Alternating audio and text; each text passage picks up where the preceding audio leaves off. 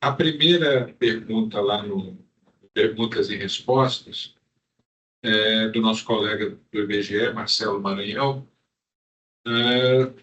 em relação à apresentação do MDR, ou seja, Fernando Mata, como serão disponibilizados os produtos do aerolevantamento? Bom, a ideia nossa é a gente criar um sistema, né, de armazenamento de dados, né, que todos os órgãos públicos possam acessar. Essa é a nossa ideia, né? Sim. Tem um comentário aqui que um possível caminho para essa disponibilização poderia ser a própria INDE, Infraestrutura Nacional de Dados Espaciais. Não sei se Fernando Mata ou algum outro A gente está presente. estudando, né, realmente essa disponibilização, né, se vai deixar com algum outro órgão para armazenar esses dados, mas o importante mesmo é que a gente vai disponibilizar sim, né, vai deixar disponibilizado aí para os órgãos acessarem e baixarem todas essas documentações, os dados, né? Os levantamentos. Ok, Fernando, obrigado. É, não sei se o colega Marcelo Maranhão quer fazer algum comentário, já que foi ele que fez a pergunta inicial. Ah, a gente perder isso. Ah, tá. Bom, depois talvez o Maranhão escreva alguma coisa, a gente pode passar para a próxima, é, que é um comentário do próprio Marcelo Maranhão, se eu não me engano. Ah, não, é do Fernando Altenhoff, do Comitê da Bacia Hidrográfica do CAI. Bom dia, percebo que haverá sobreposição de diferentes trabalhos com diferentes recursos financeiros, visando os mesmos objetivos na região hidrográfica do Guaíba. Como otimizar esses estudos e recursos no único produto para evitar desperdício de recursos, tempo e trabalho? Poderiam ser redirecionados em complementações atualmente não previstas. Se eu não me engano, o colega Marcelo Maranhão fez um comentário sobre isso também. Isso aqui, serão 167 mil quilômetros quadrados de duplicidade de Lyme. Sobre isso, é exatamente esse o objetivo deste workshop, evitar a superposição de esforço, duplicidade de esforço, de recursos, tentar otimizar e, de uma forma consistente, que os produtos sejam integrados e também garantir que nada seja perdido ou por alguma falha de entendimento, de coordenação, nada seja deixado para trás. Sendo chato aqui, pessoalmente, eu sempre me ressinto do baixo ibope que as altitudes têm. Meus colegas iberianos estão aqui rindo, o professor Leonardo Wayne também. Enfim, eu acho que a gente tem que olhar isso também, mas eu não quero abusar muito do meu papel de moderador. Tem mais uma pergunta do Fernando Altenhoff, que vem. Ah, está aqui, logo em seguida. Mas antes de passar para essa segunda pergunta, eu queria saber se o professor Felipe Nievinski, já que ele é co-organizador, junto com a gente aqui no BRE, é co-organizador desse workshop, se ele quer comentar sobre isso, sobre essa história da superposição de esforço e tudo mais. Não sei se o professor Felipe consegue falar. Bom dia, colegas. Está me ouvindo bem? Sim, Felipe. Sim. Bom dia a todos, bom dia a todos. Satisfação. A gente está discutindo sobre isso porque esse era o objetivo principal do evento, né? A gente unir esforços. E a minha opinião pessoal é que é uma oportunidade única de nós termos mais dados.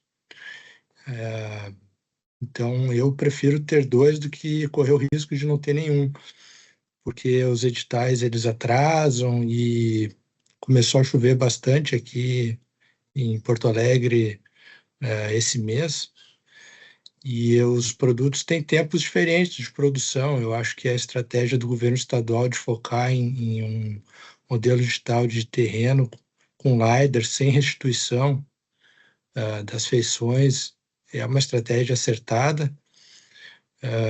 Reconheço também o valor do produto cartográfico obtido pela restituição aerofotogramétrica.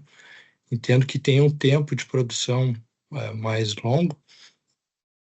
Então, eu vejo com bons olhos mais dados. Quanto mais dados, melhor.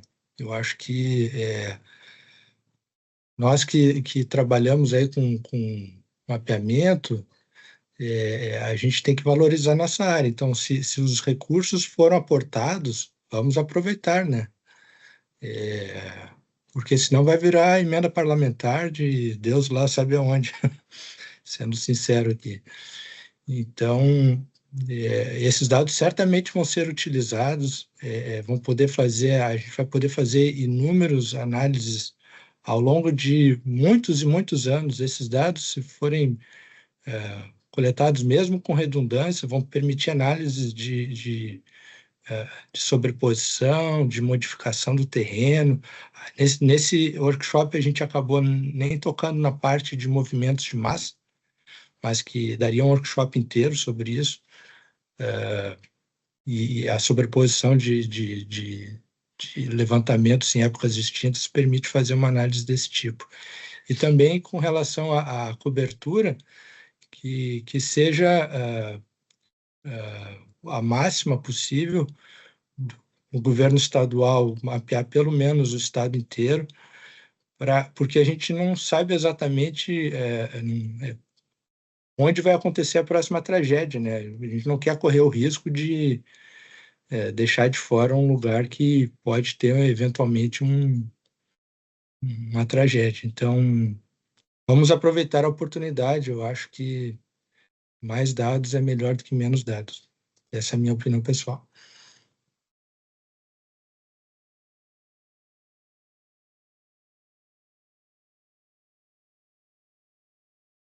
Obrigado, professor Felipe.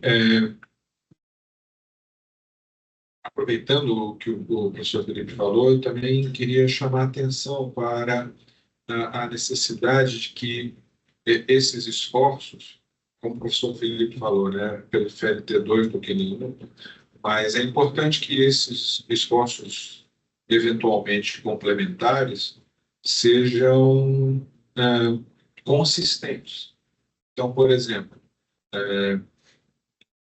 que todos se refiram ao referencial atual, ao referencial vertical atual do sistema geodésico brasileiro, que é o dado de Bituba com a realização real de 2018, altitudes normais, que são muito mais adequados para todos os estudos hidrológicos de movimentos de massa, de circulação no Lago Guaíba, na Lagoa dos Patos.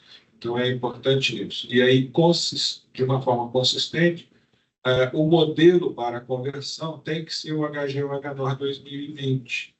Ou talvez uma segunda versão, já que nós estamos numa cruzada de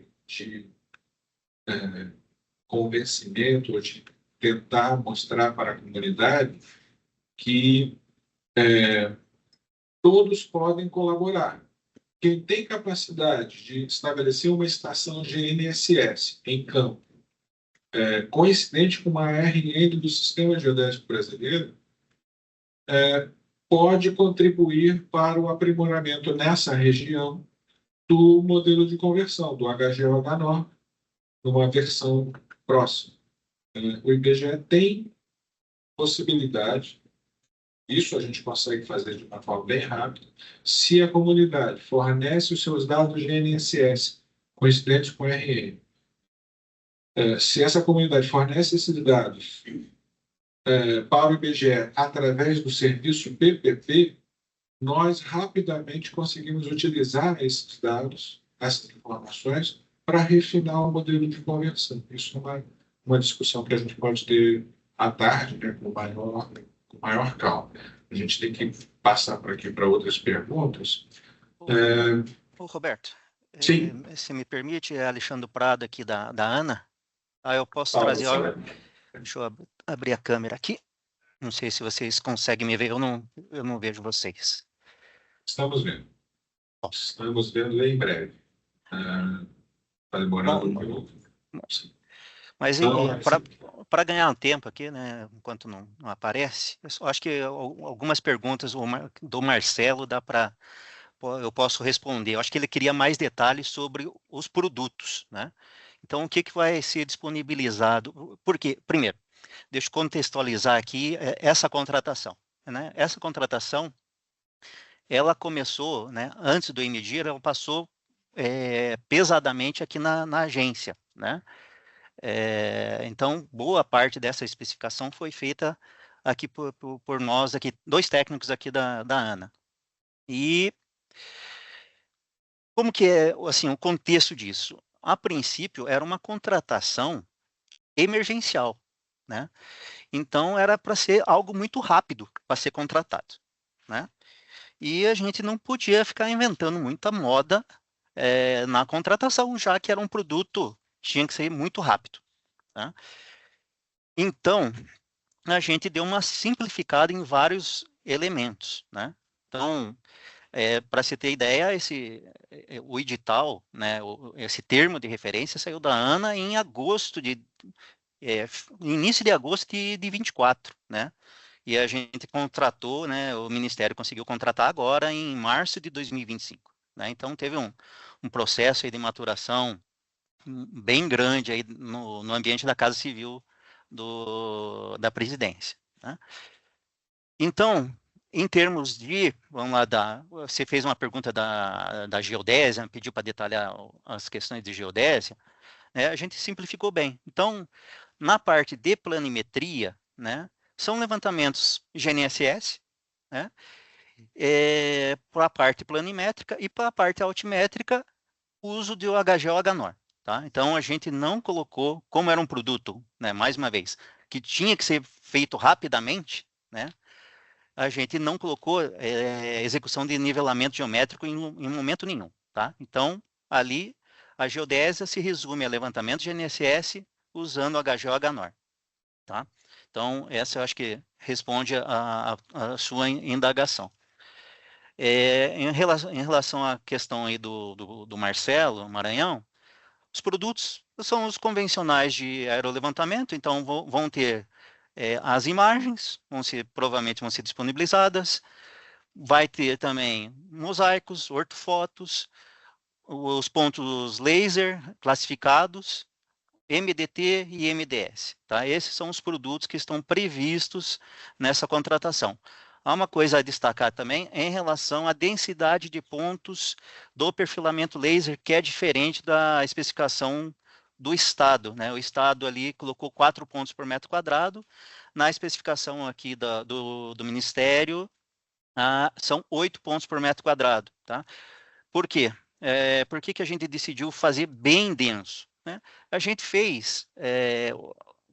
conversou com 11 empresas, deram o levantamento para construir esse edital.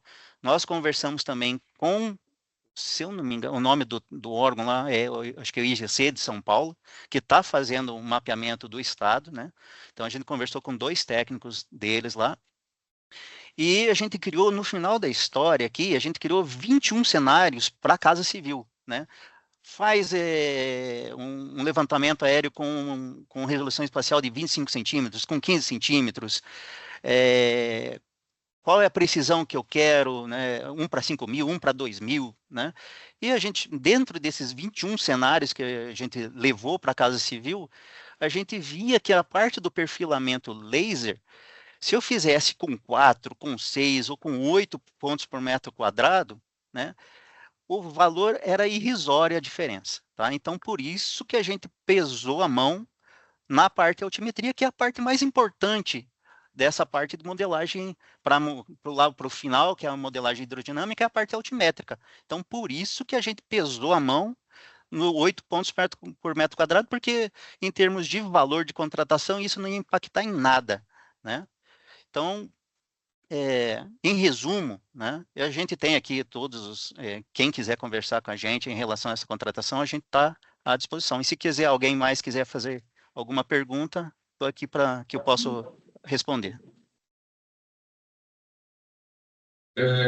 Alexandre, você pode dar mais algum detalhe sobre o apoio geodésico que você mencionou? Não foi especificado. O nivelamento a gente sabe, entende que é caro, é demorado, mas foram especificados o levantamento GNSS. Foi particularizado que esse levantamento, ou uma proporção desse levantamento GNSS, deveria ser em RNs, em referências de nível do sistema geodésico brasileiro, porque isso contribuiria para o refinamento do HGO-HNOR e teria um impacto significativo na melhoria da consistência dos produtos dos novos produtos com o que já existe. Roberto, a gente não especificou isso, a gente especificou o produto, ou a parte do aerolevantamento, né, e a parte do perfilamento laser, né, isso que a gente especificou. Então, eles têm que fazer, atender a esses produtos. Por exemplo, a gente não especificou ali se ele tinha que fazer um rastreio de 2 horas, 3 horas, 5 horas, né? O que a gente especificou, por ser rápido, a gente especificou o produto em si, né? Então, se ele ficar lá 10 minutos e atender a especificação, ótimo, tá?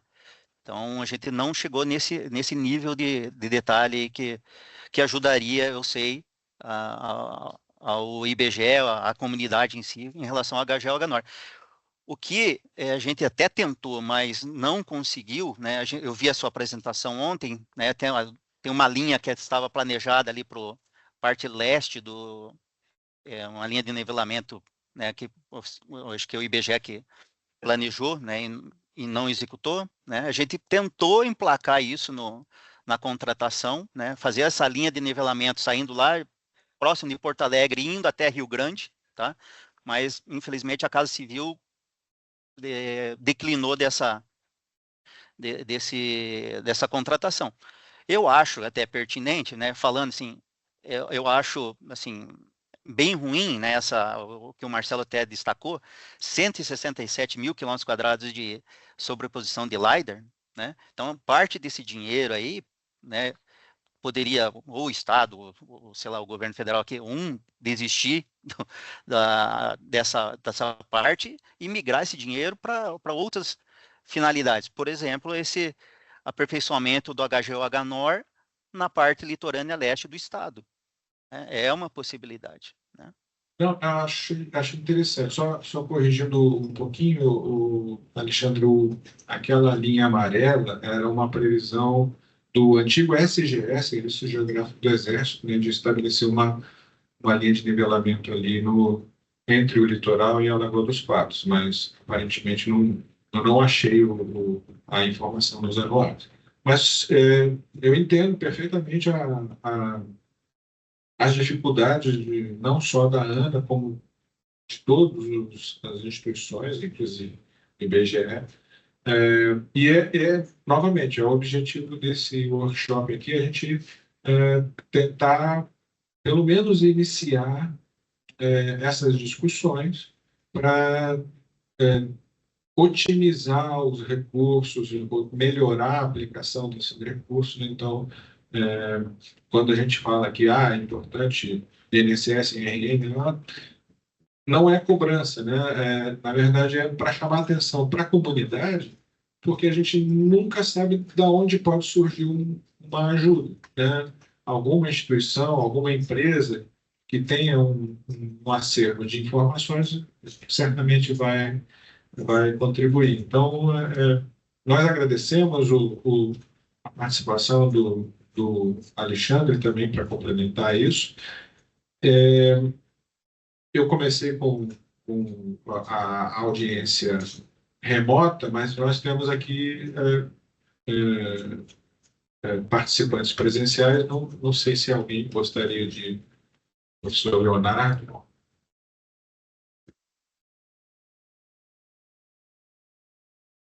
Obrigado, Roberto. Bom dia a todos.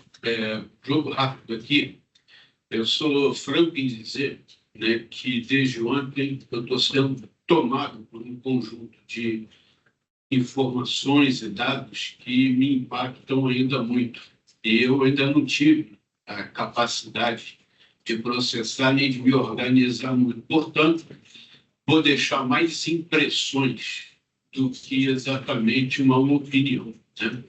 No que se refere à questão lá da sobreposição, da superposição, há um tempo atrás, talvez aí um médio tempo atrás, a gente tem conhecimento de que havia superposição com consequente perda de recursos, perda de tempo, investimento e por aí vai. Atualmente, eu não sigo, talvez, essa mesma linha de acontecimento, né? Mas, ao mesmo tempo, né, me questiono sobre algumas possibilidades, né?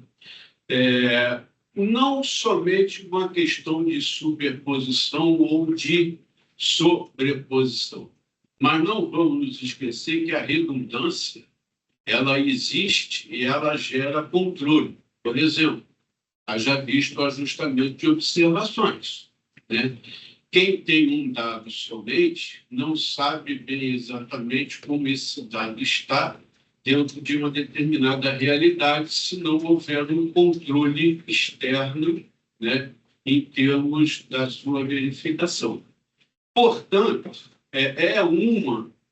vamos dizer, é um ganho, né, que a redundância traz. Ao mesmo tempo, talvez dentro de uma como é que eu posso dizer, de uma visão mais abrangente, o investimento numa certa, né, redundância faz com que a gente não tenha uma completude de dados sobre uma melhor representação do fenômeno em si. Se, vamos dizer, por exemplo, né, eu tenho levantamento LiDAR, tenho levantamento fotogramétrico, pode ser que esteja faltando algum tipo de investimento num outro tipo de levantamento, até que seja de dados sociais ou de dados meteorológicos, alguma outra coisa nesse sentido. Portanto, né, do meu ponto de vista, cabe uma criteriosa análise, né, e a responsabilidade de quem faz esse conjunto de análise para poder identificar, né, se faz realmente necessário, né, essa redundância, o quanto que se teria que ter de redundância, como que essa redundância pode ser aproveitada e por aí vai. Então, por isso é que eu digo que eu ainda não consegui ter uma opinião formada, eu tenho sobre impressões, né? Como foi apresentado pela Andréia, na questão dos parâmetros de conversão, talvez, né, esse não seja a melhor metodologia a ser empregada, né? Mas numa situação, vamos dizer, de contingência, foi a possível num dado momento. Não quer dizer que outras, né, possibilidades alternativas possam vir a ser desenvolvidas pensando numa evolução, né, do aproveitamento dessas bases antigas. A apresentação lá do SWOT, né, vem naquela ideia da complementaridade, né? Mesmo não sendo operacional, é um conjunto de insumos que vai agregar quanto? Então, essa questão do insumo é básica, né? A gente precisa disso, porque senão não se faz nada, né? E um outro ponto, né, é a questão da modelagem. Então, às vezes, num determinado recurso na coleta do dado, se não é evidentemente necessário agora, pode ser utilizado num outro aproveitamento. Isso tem que ser analisado de uma maneira criteriosa. Até viajando aqui, né, pode ser, inclusive, porque a gente está falando muito na questão da tragédia que houve, né? Tomara que não exista mais nenhuma. Mas não seria o caso, e aí é viajando mesmo, né, para provocar mesmo, já deixar uma licitação, vamos dizer, em andamento, para que, se houver nova tragédia, temos rapidamente, né, a coleta de dados via LiDAR ou via fotogramétrica, ao invés de começar um processo de licitação, porque aconteceu, caiu depois. Quanto é que eu tenho que ser rápido para ter essa coleta de dados depois? Pode ser uma linha de pensamento, né? Então, é sentar, analisar um critério e ter uma tomada de decisão. Valeu, Roberto.